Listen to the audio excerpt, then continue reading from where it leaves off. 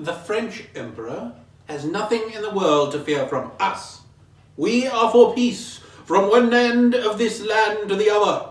No English Cherbourg threatens invasion to the happy shores of France. But we on our side have grave reasons for alarm. Far be it from us to say that it is his purpose to attack us unprovoked. Who can decipher the future of the world? Who can read the intentions of a mind so dark and deceitful? But one thing assuredly we do know. Should it be in his interest or his aim to initiate a war against us, no feeling of friendship or plighted faith will stand one moment in his way. Henceforth, any ministry which would command English sympathy must stand aloof from Louis Napoleon, courteously but firmly aloof, and may heaven forever protect us from any more such faithful allies. Good evening, I'm Brett Gibbons. I'm joined tonight with Major the Lord Rivers, and as you can already tell, the topic of our discussion this evening is the French War Scare of 1859. And I'll have you know that...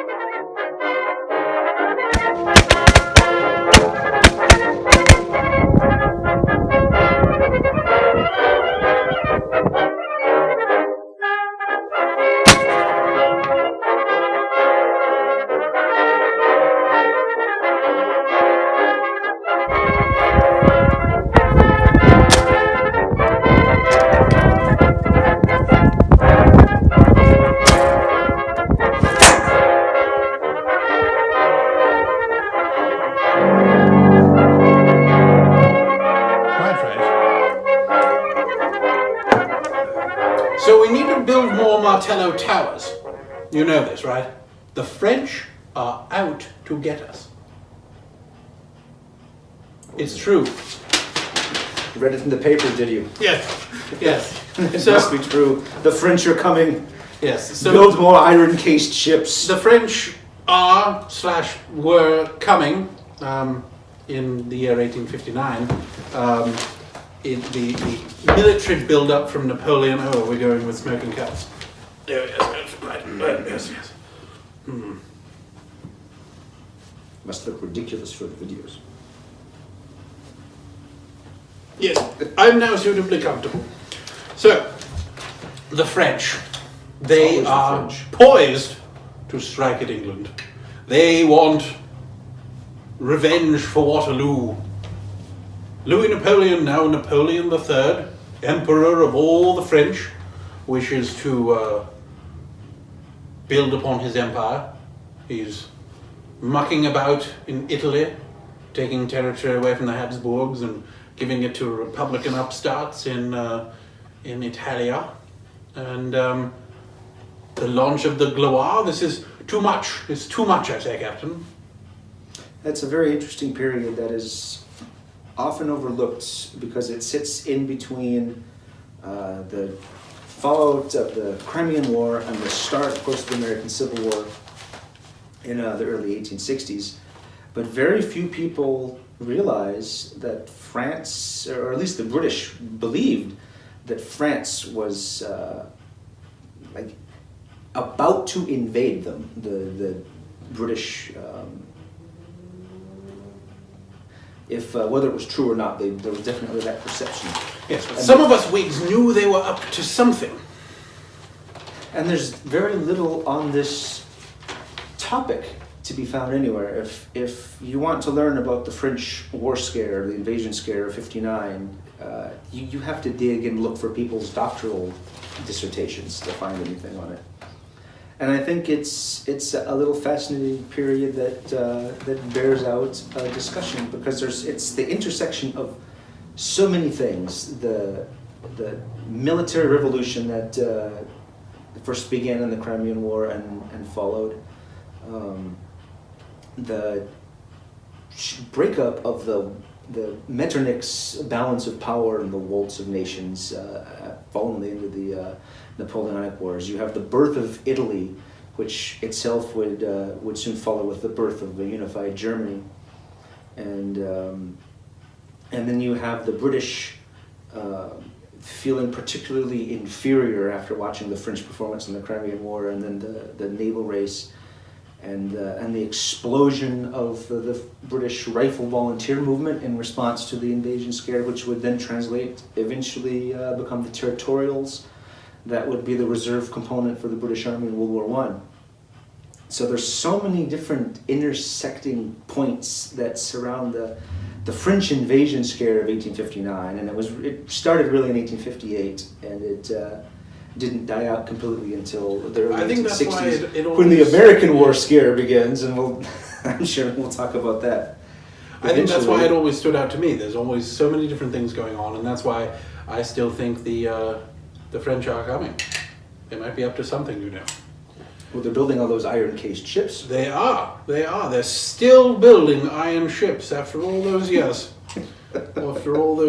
So, this all developed, of course, I believe, with the first real start of the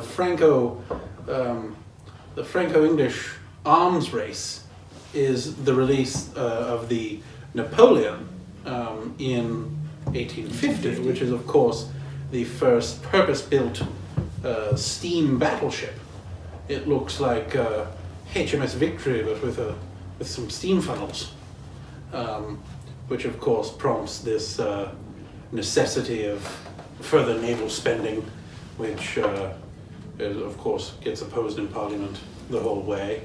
And then of course we have Crimea is a stunning example of two people on the same side but very much competing, and we've talked about that ad nauseum. But is there a starting point that you see the build up throughout the 1850s that sort of gets us towards the 1859 scale? Yeah, there's a few things you have to consider before the British got involved. The reason the British got involved, you could say, to ostensibly support the Ottoman Empire in the Crimean War, was this argument began after the Russian Navy just destroyed the Ottoman Turkish fleet at Sinope, before the British and French involvement. And that's really the advent of the use of the shell gun, exactly, rather than any sort of new because they're both steam powered. Most of both navies are steam powered. They were getting there. Yeah. But the Russians had, as you mentioned, this new type of gun, the shell gun. So it's a large cannon that, instead of firing just a cannonball like warships have done for the last 200 years or longer, the gun is designed in such a way that it's strong enough to fire a very large shell filled with gunpowder, so that when the shell hits a wooden ship, it not only penetrates through the wooden side of the ship, but then it explodes.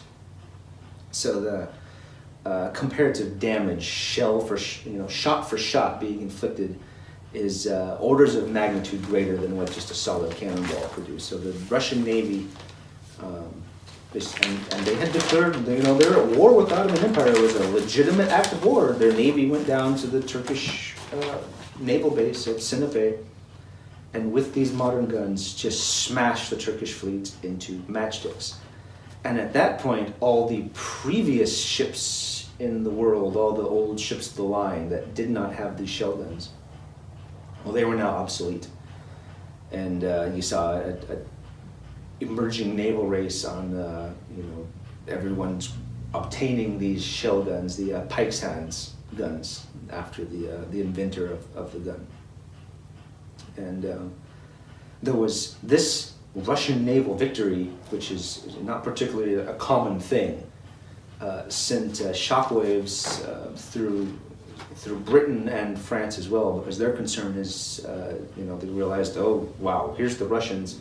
They've just destroyed a fairly strong navy at Sinope. But it is the Turks. They're the undisputed masters of the Black Sea. John Paul Jones did it. And if Russia is not stopped, they may continue their attack and advance, and they may take Constantinople, and then, horror of horrors, the Russians will be in the Mediterranean, and their Russian traders will be competing with French and British traders. Russian warships will be protecting Russian interests on the Mediterranean.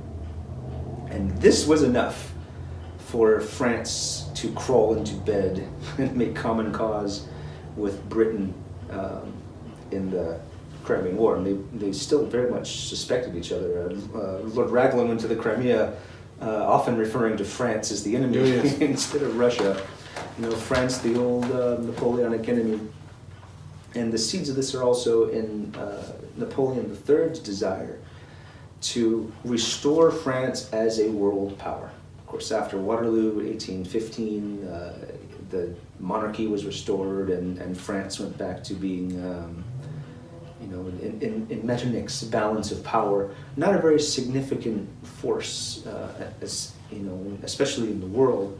And Louis Napoleon wanted to, in some way, restore France to the whole ascension of Louis Napoleon to becoming Emperor of the French is incredibly alarming to Britons and to the rest of Europe. It really shouldn't have been, because wasn't he rather fond of Britain?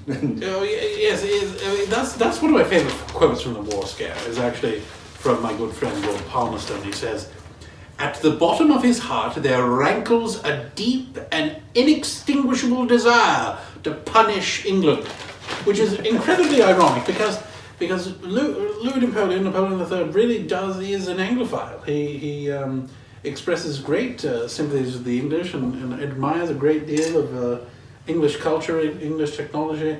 And where does he go when he's exiled by the Prussians? England. Lives out the rest of his days there. So the wrong, perhaps it is the idea, though, that he's returning as an imperial monarch,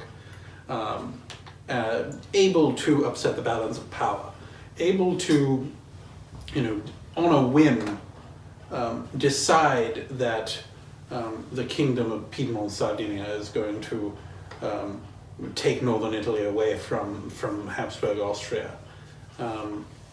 decide the sovereignty of the Papal States. It's upsetting to a lot of Britons to think that such a Frenchman is making all of those calls on his own, rather than this perceived concert of Europe. So that's my take on Louis Napoleon, upstart despot, but he does like the English. Well, he went to war with him in the Crimea, and alongside. And since alongside, yes, and the French contingent that fought in the French did the heavy lifting during the Crimean War. Significantly more casualties. Yeah, they significantly the more brunt of that. Troops as well. It's similar to how the Soviet Union did the heavy lifting in the Second World War. In what? Yes. Oh. Now, in the Crimea, the French did the heavy lifting, and they projected twice the number of troops than the British did to the Crimean Peninsula. And the British realized, because they were watching very closely, and all things French have been, in military fashion, have been copied. I mean, American soldiers went through the whole Civil War, in many cases wearing one of the most useless pieces of military headgear, almost as useless as the smoking cap. I am kept quite warm indoors, and I don't know about you if you're sitting on some sunny beach, but Britain is a dark and damp place, and this actually is quite a practical hat. Now, I don't want to comment on your French military fashion. Maybe the kepi is useless, but the French kepi there. But the smoking cap, that I will defend. Well, that aside, the French were being watched, and the French were watching the British as well. And the lesson of the Crimean War, which was mildly alarming, it was more humiliating than it was alarming for the British, because come what may, no matter how good the French are, we have the Royal Navy. iron men and wooden ships. Quite right. Hearts of oak are our men, hearts of oak are our ships. The British are safe from invasion because of the wooden walls of the Royal Navy will simply keep the French from crossing the English Channel. So it was more of a, in the about 1855, 1856, it was a humiliation for the British to see how much better the French were at war than they were. The British arrived in the Crimea with not only did they have a smaller force, and the French had twice the number of troops, but the French were well supplied throughout. Their soldiers were adequately fed, they had warm clothing, they even had materials sent to them to build winter shelters and huts and things in the siege lines around Sebastopol, while the British just almost literally freezed in the ground in their trenches. And their coffee was issued roasted. Right, that the French had a far superior commissariat system that cooked the food for the soldiers. The soldier had his little mess tin and he went in line and they plopped the food in his mess tin and that's what he ate. Where the British were issuing the soldiers green coffee beans and 3 pounds of meat and no wood to cook it on. So here you go, here's your ration. And the French had horses, they had warm clothing, and they had mules, and the greatest indignity for the British was to go over to the French, their allies, and beg to borrow some mules to haul the carts of their sick and wounded the 8 miles down to Sebastopol, because there was no fodder for the British mules and the British horses that were just dying in droves. And so the British realized the French are very good at war. The period sources always throw in the little asterisk that the British soldier is still the better fighter. When bullets are flying, the British soldier is still better, and British pluck and determination wins out. I see this in almost every period source I've read. But then they immediately go right back to saying the French are they're better at war, and one of my favorite sources said the French brought an army to the Crimea, whereas the British didn't, and that's a beautiful summary of the experience of the ground campaign in the Crimean War. And so at the strategic level, they are certainly better at doing war. Yes, and the takeaway for the British from this is that the French have the capability. I mean, they're back. After being defeated under Napoleon and Waterloo and crushed, they are now a preeminent military power. And to think of the logistical requirements it takes to take 100,000 men, move them, some thousands of miles in the mid-1850s, invade an enemy country, and then bring everything you need to supply yourself on a sustained basis for months and months and years is quite remarkable, and the British failed at that due to the obsolescent nature of their system. They disparagingly called it the circumlocution system. The circumlocution it's something system. of a Kafkaesque nightmare of how do we build a road from Balaclava, which is where all the British supply ships were coming into, up to the siege lines at Sebastopol. It's simply 8 miles, and it is not too hard to build an 8-mile road. But this Kafkaesque system of complexity, and you have to go here and you have to go here, and squabbles over whose job it is to build the road, meant that it simply did not get done. Meanwhile, the French did build roads. They did bring their supplies up to their encampment, a much more efficient system.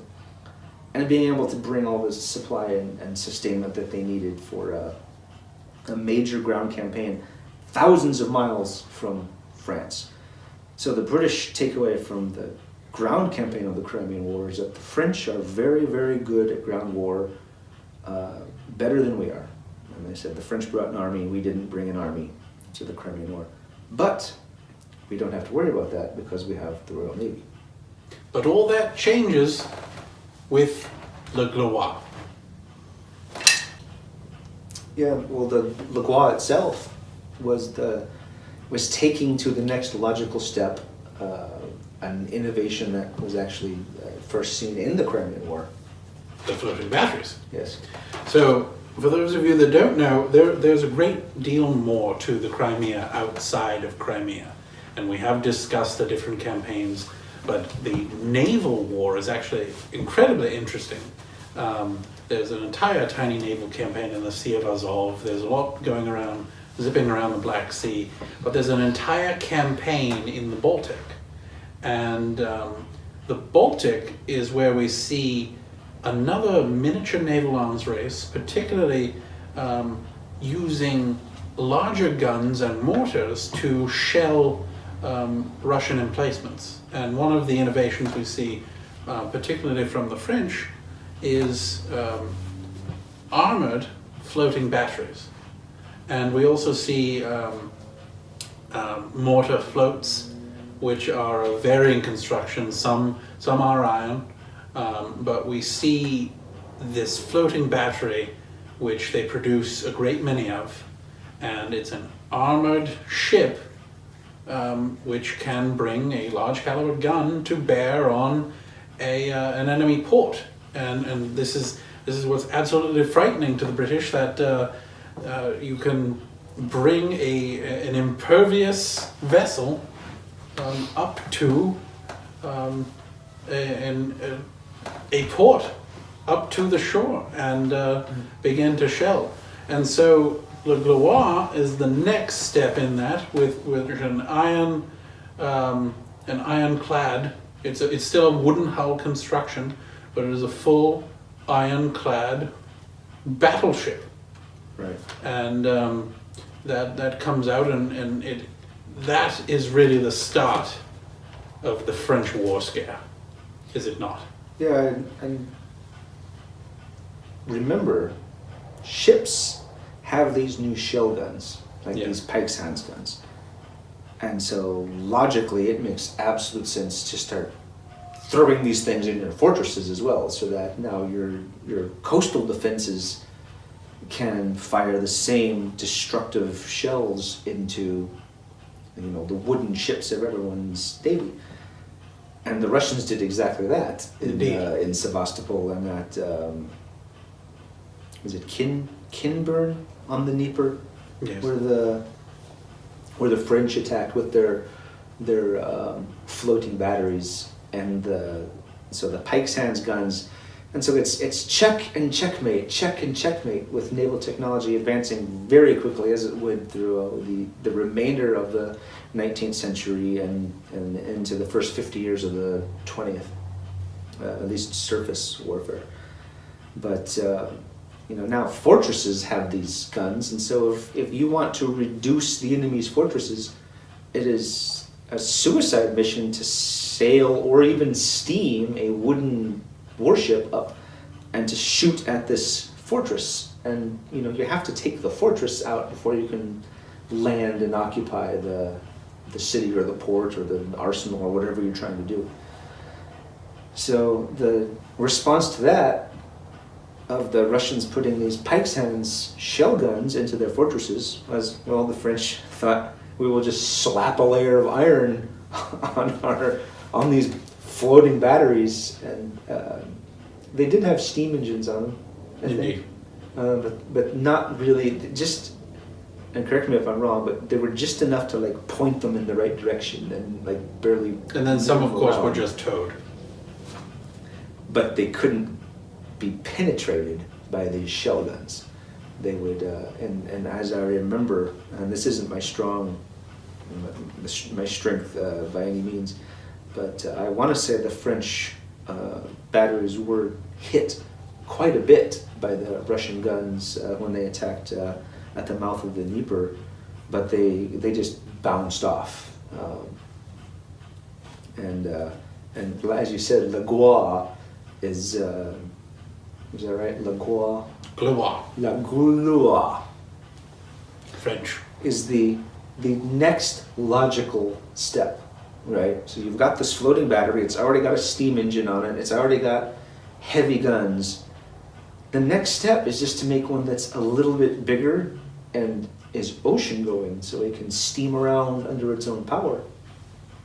And the strategic ramification of that is that just like the Pike's hand gun made every wooden ship in the world obsolete, now La Gloire Quite. made every ship. As they say. La Gloire made every ship in the world instantly overnight obsolete. And they laid the La Gloire down in May of 1858. And this, the British had been reasonably certain that, even if relations go in the tanks with the French, the Royal Navy will protect us from invasion. Now, the French have a warship that is unsinkable. Our shells cannot hurt it. It is single-handedly superior to any ship in our entire Navy. And just to ratchet up the alarm, the French lay down 3 of them, La Gloire and 2 sister ships. May heaven protect us forever for any such faithful allies. So, And this is at exactly the same time as as La Gloire is being laid down, that France starts, is it fair to say, kind of shaking the table upon which the They are delicate shaking balance the of table. power in British eyes. now you'll have to remember, one of the pieces to the puzzle is the fact that Piemonte, Sardinia, under Vittorio Emanuele, the king, and then of course Conte Cavour is the miracle worker there, participates to a small degree in the Crimean War. There are Sardinian troops that fight alongside everyone, and they're heavily engaged at a number of battles. Not many casualties, but they do take some casualties, and many did die from disease. But that was a token effort to win over the French and get French support for a move against Austria and wrest the territory of northern Italy away from the Habsburgs and finally move Piemonte, Sardinia to become the Kingdom of Italy. And it's that campaign in 58-59 that we see the French actively supporting Sardinia On in their that own, move. unilaterally, without the Without any- consent of the British, and this adds to their alarm. And there are historians that don't truly believe there was an accepted concept of Europe, but we can point to a great many crises where there is the necessity of international consensus, and the Crimea is a brilliant example of that. That the Russians are moving down in the Balkans, and here comes Austria mobilizing and saying no, no, no. Yes, but the Crimea is also a preservation of the status quo, to France and Britain a very beneficial status quo, and obviously to the Turks a very beneficial status quo, but to Russia the status quo was left them at a decided disadvantage, and so the Western powers, to uphold Metternich's careful balance to their advantage, intervene. And now France, and this is the British perception. Here are the French, they're very good at war. Okay, we got the Royal Navy. Oh no, they have La Gloire. And now they're off doing things on their own because, in the British perception, Louis Napoleon sees himself as he's going to make France the new leading power of Europe. And by definition, this means he needs to humble England so that France can be preeminent. Okay. So these are the alarm bells There are many alarm bells. La Gloire is being laid down, and it's 36 6.4-inch rifle guns on it would just make splinters of any British ship afloat. And he's doing his own thing in Italy, and he's going to make himself the preeminent power in Europe, and that's as you mentioned the satirical, with friends like these, or with allies like these, who needs enemies? And it starts a multi-year and very expensive invasion scare that led to a large swath of the British public becoming completely convinced that France could invade tomorrow. And I think you were reading from the Saturday Review. There were articles in the Saturday Review. Yes. That the Royal Navy, even on paper, is larger, but it's scattered in all of our colonial outposts, and so it would take weeks and weeks and months to recall them back. And even then, we might not be able to stop the French because of their new ironclads or iron-cased ships, as they were called. And they knew that it took France 1 week to move their army from France to land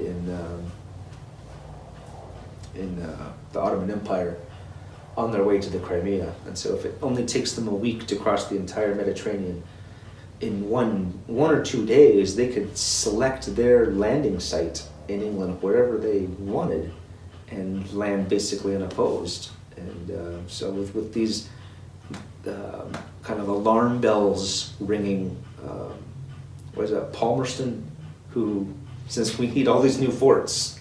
Yes, so I would say there's 4 responses.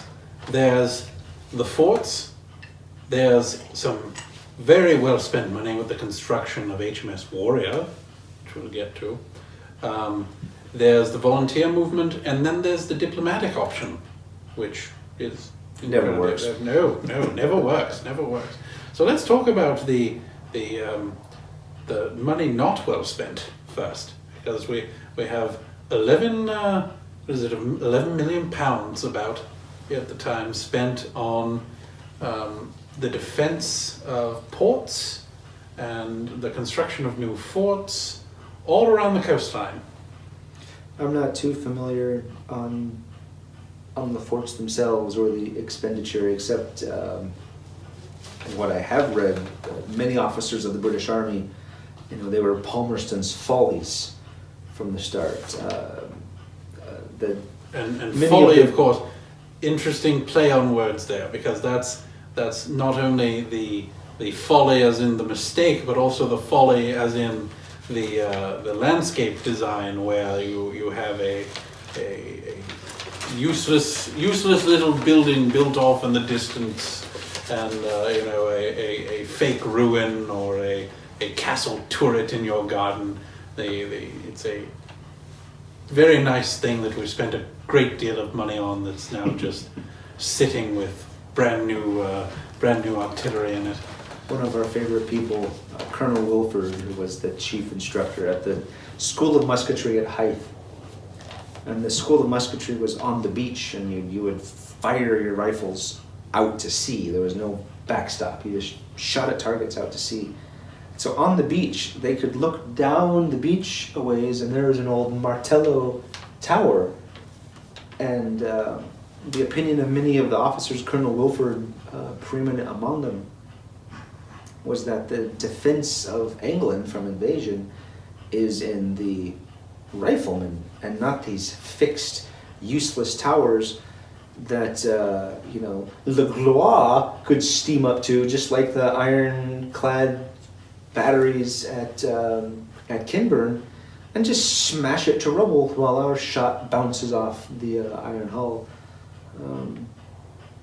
Which ties into the volunteer movement, which also explodes in 1859, and it had been around since 1852, but was not supported by the government with any real encouragement or any sense of urgency until the war scare of 1859, when it explodes. And some of my favorite books on rifle shooting, 1859, 1860, 1861, are flying off the shelves and reprinting after reprinting. Hans Busk was a prominent founder of the volunteer movement, and he's writing all these fairly small, very easily readable books on rifle shooting and the volunteer movement. And some of them went to 9 or more printings, just as fast as he could print them. They're selling because of this. France could invade at any And we'll time. cover it more extensively at a later point, but the rifle volunteer movement essentially is a volunteer club, I might call it, with where men would join and train as a volunteer military force, and they would have their own marksmanship and drill, and of course ammunition was supplied. Were the muskets, rifle muskets, supplied? No, but you could get one. You could get just a government issue rifle at fairly low cost. But most of the rifle volunteers to paint with a broad brush, or gentlemen of some means. So the upper Genteel persons. upper middle class, and they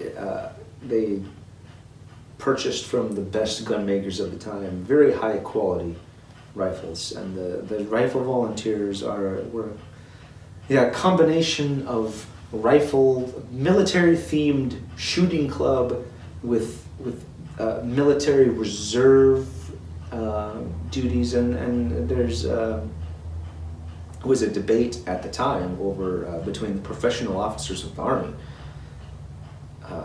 What do we, if we get invaded tomorrow, what do we do with 150,000, upper middle class gentlemen who show up with their rifles? Are they actually going to be an effective deterrent, or are they going to be of use against these professional French forces? And it is a heated debate whether they would actually have been effective. Or are they going to be, to reach into another century, are they going to be the Volkssturm clogging the streets of Berlin at the end of the Second World War? There's a second There's quite a few of them. Oh. Preventing the actual German army from doing their job. And in general, the paint with a very broad brush, the volunteers, as a movement, seem to have been tolerated because it would be a pity to discourage them, because you've got these patriotic gentlemen that have a stake in the country. We own property, we have money, and we have a very real, inherent personal reason to see Britain survive and defeat her enemies. Right. And so if there's 200,000 of these men who want to spend their own money on uniforms and rifles and practice rifle shooting and come out in defense of the country in her hour of need, is this something the government should discourage? And by and large, the consensus was, no, it's a worthwhile thing that we should encourage, such patriotic devotion. But again, the question of whether it actually would be of any real service. Now, there's the Royal Commission. There was a Royal Commission on the Defence of the United Kingdom in 1859, and they say, taking into account the rifle volunteers and what was currently available for the defence of the British Isles, not acceptable. Not acceptable. So, Which just added to the alarm. It adds to the alarm, but it also allows those in Parliament to advocate for further military spending and further spending on the more Martello towers, and not and Warrior, which is £700,000 well spent.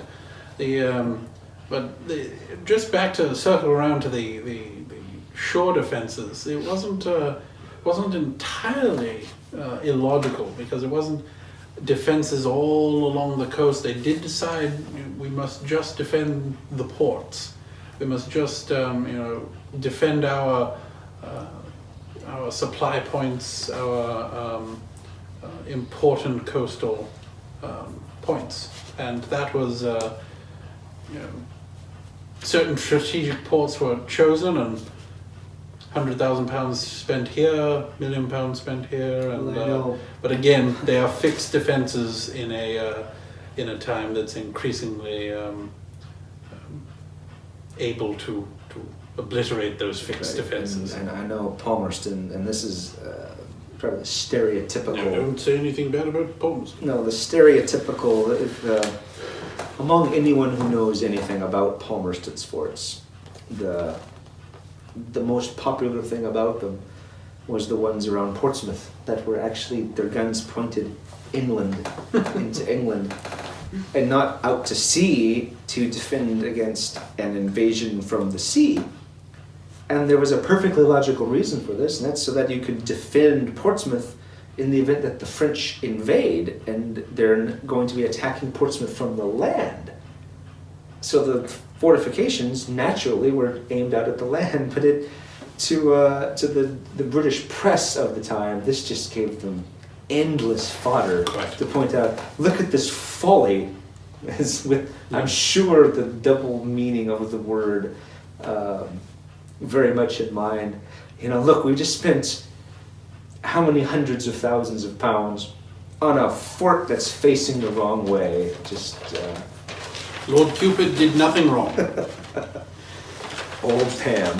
So, and let's talk a little bit about HMS Warrior, the first iron-hulled battleship in the Royal Navy. Probably the only iron-hulled battleship left today. Yes. And you can still see it. You can still go to it. But still commissioned, isn't it? That I'm not sure. I think so. I think it and Victory are still commissioned. My memory gets better the deeper I get into the Scotch. Yes. Well, HMS Warrior, the response to the Gloire, and certainly probably capable of taking on the Monitor and the Merrimack together, but we'll get to that at a different date. Tell us a little bit about HMS Warrior. It was a better ship than the Gloire. It was longer though. Only thing I would fault it on is 1860 it was launched, and by 1866 the Austrians had demonstrated a new naval weapon that would obsess everyone for the next almost 75 years, and that was the ram. And Le Gloire had a ram bow. If you look at a picture of the Warrior and look at a picture of Le Gloire, the Le Gloire's bow jutted out towards the waterline, and whereas the Warrior had the traditional clipper bow, which made her faster. Yes, she can go faster, and she can carry more coal. More guns. If they choose to ram, she can just walk away. Right, but keep in mind that the CSS Virginia was her primary weapon. She was a casemate ram, because no one in 1860 had any guns that could penetrate each other's armor. So theoretically, if the Gloire and the Warrior went out to battle, they would just fire at each other, and all of their ordnance would simply bounce off, as they, at the time, that some black powder did not have the penetrating power to send a ball or a shot through armor. And so eventually in the American Civil War, the U.S. Navy did lots of tests on chilled head steel bimetal bolts and things to see what can we use to punch through. But they don't armor. work if you only use half a charge. Right, as the Monitor found out. The Virginia's armor was very thin compared to Warrior.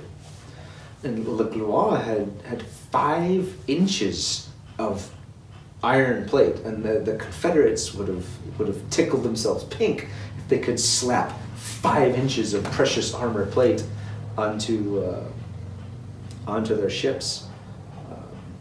But and eventually, even in the black powder era, they would come up with special types of shells or bolts, because a shell, anything that's hollow, is too weak to penetrate iron. So they had to revert back to bolts to try to punch through the armor. But Warrior was a better ship. It was larger. It was faster. It was a better seagoing ship than the Gloire. And the Gloire was simply the Napoleon, their ship of the line, that steam-powered ship of the line. But they took the design of the Napoleon and kind of slapped iron on it, whereas what made Warrior revolutionary was it's not a wooden hull, it's an iron hull.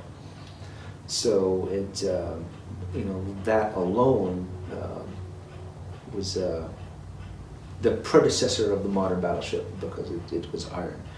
But what would have happened if Warrior and her sister ship Black Prince actually went into battle with the 3 Le Gloire class ships?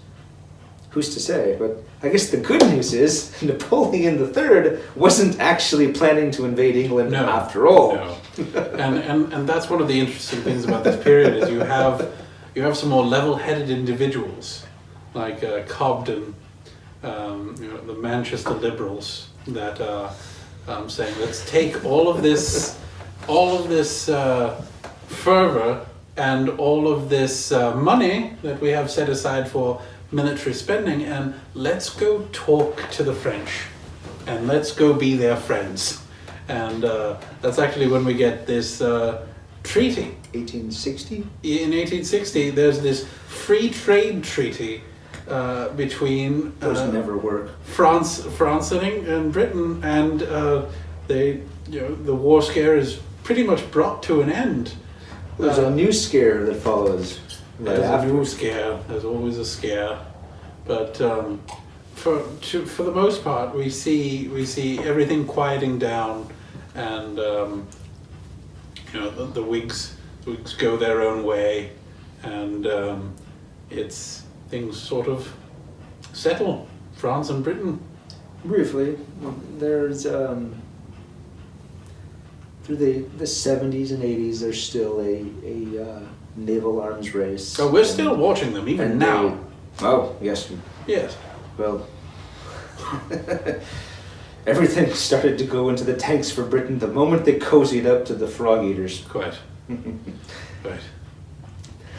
I won't make any further comments there. But so that's the French war scare. Any other interesting vignettes from the French war scare that you'd like to cover? I like talking about Warrior.